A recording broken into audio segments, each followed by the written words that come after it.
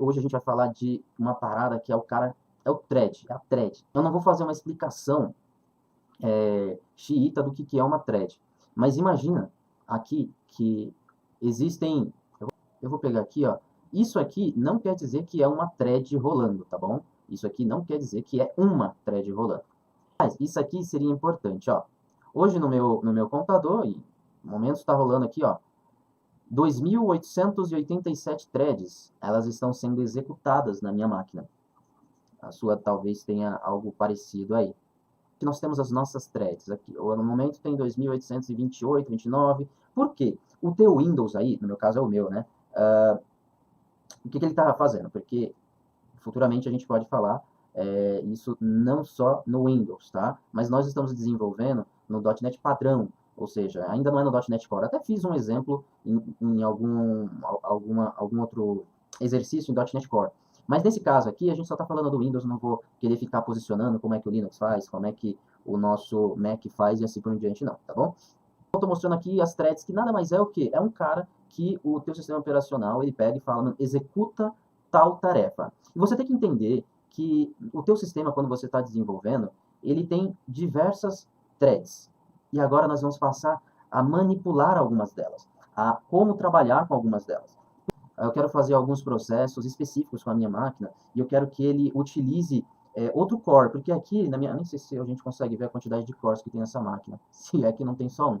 Mas vamos dizer que você tem aí, CPU, core, blá, blá, blá, não tem algo, ó, tem 4 núcleos, 4 processadores lógicos, né? Eu não sei especificamente se eles, qual a característica do core aqui para a gente dizer. Mas o que eu quero colocar é assim, ó, eu consigo fazer uma aplicação e falar, olha, essa atividade vai ser feita por outro core, outro cara. Por isso a gente chama de multithread, porque a gente vai passar a desenvolver sistemas que faz funções ao mesmo tempo, e não só uma função. Até agora, tudo que a gente fez foram o quê? Eles estavam desenvolvendo a nossa aplicação, mas a gente não está programando threads específicas para poder trabalhar o nosso código, para poder executar o nosso código. E aí, o que acontece?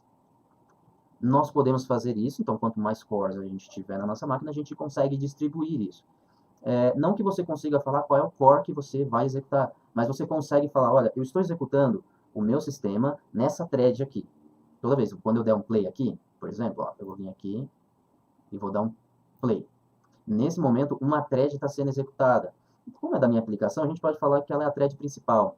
Nessa thread, ela passa a desenvolver algumas funcionalidades. Eu preciso só pontuar o projeto correto, calma aí. E aí, nesse momento, a gente vai conseguir fazer com que o nosso sistema faça realize algumas funcionalidades em multithread. Eu vou iniciar aqui o projeto para mostrar um pouquinho para vocês algumas coisas. Essa primeira linha aqui, stopwatch, eu estou iniciando, stopwatch mesmo, um relógio, tá? Por hora eu não vou olhar muito para ele, não. Eu só quero mostrar aqui que neste momento uma thread foi executada. E então o que eu estou fazendo aqui? Eu vou agora executar uma função, tá bom? Execução sequencial, eu chamei o nome dela, e ela vai executar 2 cálculos, vamos colocar assim. E nesses cálculos a gente vai ler, vai executar, vai somar com a outra, e aí depois eu vou mostrar o resultado em tela. Tudo isso que a gente já fez nos nossos sistemas. Esse nosso código, aqui na máquina que eu estava desenvolvendo, ele demorou um pouquinho menos, tá vendo? Então, vamos. Legal. Beleza. Opa. Bom, perdi, né? Não copiou. Mas vocês viram aqui que ele deu 20 alguma coisa, certo? 20 milissegundos mais alguma coisinha. Legal. Vamos olhar então esse código para a gente poder explicar. O que eu estou fazendo nesse código aqui? Eu estou criando uma variável double, estou executando um resultado, uma função, executando outra função, e depois... Será que eu não coloquei? Ah, tá. Ele tá tudo aqui. Eu só estou concatenando. Deixa eu ver se eu não estou... É isso aqui que eu queria, mas tudo bem, que seja. A gente já vai pular por ele. Beleza. O que eu quero que vocês entendam, vou parar aqui agora. Normalmente, as informações de I/O é o que? Entrada e saída de dados. Muitas vezes a gente usa isso para falar que a gente está lendo arquivos, ok? Nesse nosso exemplo aqui, eu estou usando um cara chamado thread sleep, que é só para simular como se eu estivesse fazendo um trabalho. E depois eu retorno ó, ele vai ficar aqui, vai demorar alguns segundos, e aí ele vai executar. Então, entenderam isso? Por que eu estou falando isso? Todos os exemplos de hoje vai ser baseado nesses dois métodos aqui, ó. Esse, que é o ler IO, eu só vou estar dando uma thread sleep, e depois eu vou fazer cálculos intensos, que é o quê? Eu vou fazer aqui, com base num loop bem maluco, vou fazer divisões aqui, só para ele ficar dentro de um loop, para que a gente também possa simular um processo que, em teoria, é demorado. E aí você fala, mas isso acontece no mundo real? E aí eu digo para vocês, demais. Demais. Às vezes você vai fazer uma instrução da tua máquina que se conecta em servidor, que vai lá nas bases do governo, que tem que mandar dado do cliente. E aí, meu, não tem jeito, demora. E aí, então, eu só estou o quê? Simulando processos que vai demorar. Toda vez que eu, então, daqui para frente, mostrar esses exemplos, pensa assim, qualquer processo que eu estiver desenvolvendo e vai demorar, são casos que você pode pensar como trabalhar, se está dentro de um cenário que você precisa fazer threads, assim por diante, sim ou não. Tá? E levando em consideração isso, todos os exemplos de hoje são simulações. A gente vai voltar aqui para que a gente possa ver o tempo e a demora, legal? Vamos lá. Então agora eu vou executar de uma vez só, para que a gente não possa parar. E o nosso resultado deste exemplo, que é o quê? Este método executa duas funções. Simples assim. Este método executa duas funções. Quando ele terminar, a gente vai pegar os dados dele, tá bom? Porque eu coloquei um stopwatch que faz a contagem do tempo que demorou para ele executar a função. Isso aqui, beleza? Então, ó, 2407 milissegundos, beleza? 2407 milissegundos. Legal? Ok. Então imagina que você fala assim, poxa, mas tem alguma coisa que eu possa fazer para que o meu sistema ele faça de uma forma mais rápida a mesma função que ele está executando? Daí eu digo, sim. E aí eu mostro para vocês que exatamente a mesma coisa, tá? Que o nosso exemplo aqui, ó, a gente vai ler e vai fazer os cálculos, só que não vamos chamar mais a execução sequencial. Eu criei um outro método, estou chamando rodar com thread, que a gente vai fazer o quê? A gente também vai executar as mesmas coisas, vai executar as mesmas coisas, e aí eu vou fazer uma soma e vou apresentar o resultado. Outra coisa importante é a nossa thread. E aí, olha só, eu estou fazendo aqui de um formato de lambda, que eu mostrei em aulas anteriores, a forma que a gente está chamando. É que aqui já é um thread start.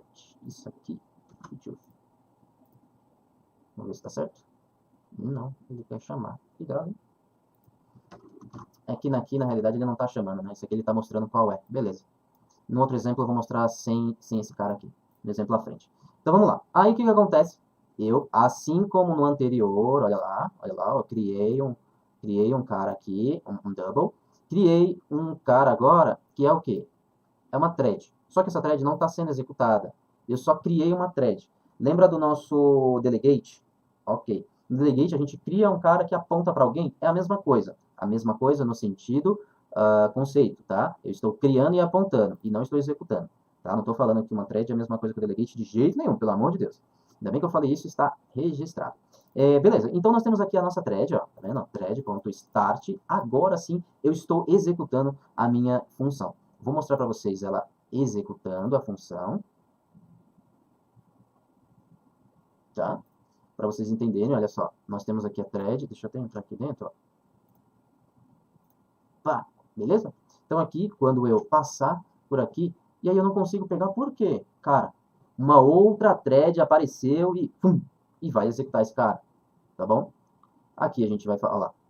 Chegou lá. Não fui eu que, por assim dizer, controlei isso.